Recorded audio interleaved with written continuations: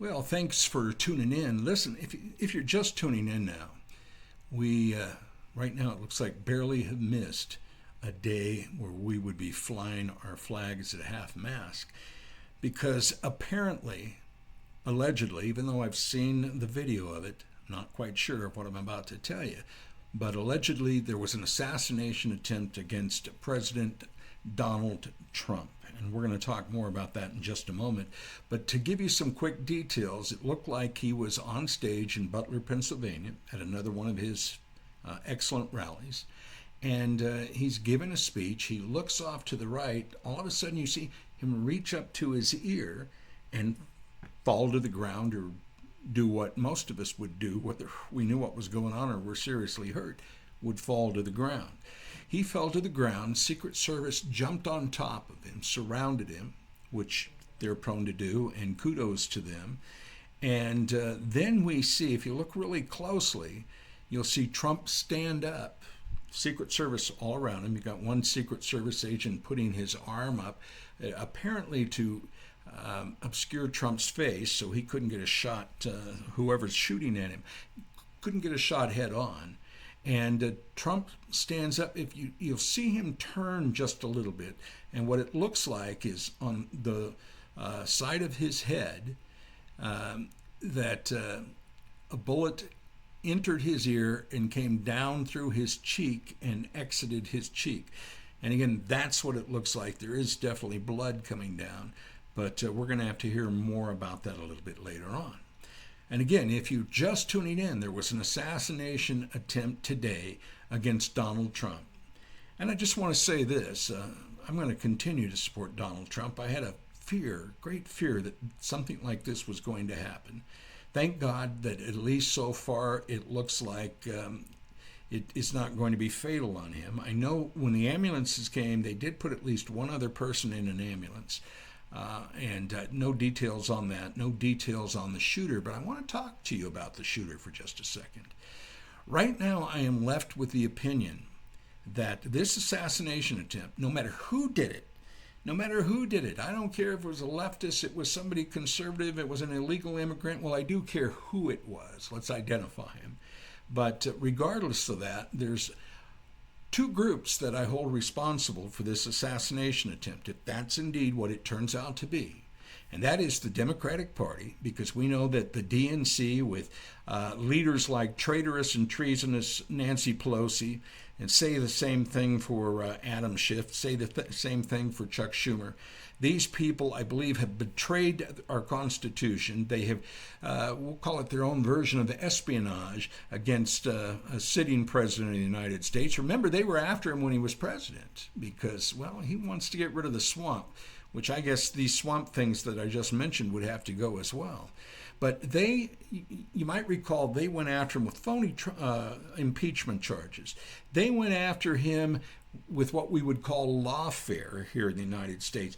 Just one court trial after another, doing anything they can to get him off the ballot and to keep him from running for president or becoming president again. Because, you know, people who live in the swamp, no, let me rephrase that because I don't want to hurt anyone's feelings down in, say, places like Louisiana. The swamp things that are in Congress and the Senate, they live in that little gooey swamp, make millions of dollars, most of them, off of the garbage that they promote. They want to stay in power. And so they have been after him. We've had people like Maxine Waters come out and others come out, like stuff that AOC says that kind of foments violence against people, and specifically Donald Trump. Donald Trump has been a target over and over and over again. We don't know if this is truly the first assassination attempt, but it is certainly the first one I have heard of, and was almost successful. But we have seen the Democrats go after Trump in so many ways, and if you don't think, based on their track record, and again, I'm not a conspiracy theorist guy, get that out of my mouth, but with I have seen these cretins, these swamp things in Congress and the Senate do to Trump. I wouldn't put anything past them at this particular point. From their phony charges that resulted in 34 felonies against Trump in New York City and Manhattan. No surprise there. Mostly Democrats, right? And they put him in there with a guy that ran on getting Trump when he was running for district attorney. But we've talked about that on this channel before. But I hold the Democratic Party responsible. They have promoted this. They have even had somebody who wants to try to remove the Secret Service from Donald Trump. And thank God that hasn't happened yet. Now, he may be referring to if Donald Trump goes to prison, you know, one of their last opportunities maybe to keep him from becoming president, though this almost became one of those opportunities for somebody today. But they are swamp things. They are cretins. They are evil SOBs. I hate to say that because I generally don't use any type of foul language, and you might say, well, that's kind of tame. You compared to salty cracker. Well, I guess I'm the unsalty biscuit or something. I don't know. But I don't want to say that. But we can look at them, and then the other party responsible is the mainstream media. You've got the ladies on The View. You've got people like Joy Reid, Joy Behar, Rachel Maddow, Mad Cow, whatever you want to call her, Sunny Houston. You just go on with this list and list. And I'm not saying any of them have come out and said, assassinate Donald Trump. They have certainly been against him enough to maybe incite violence.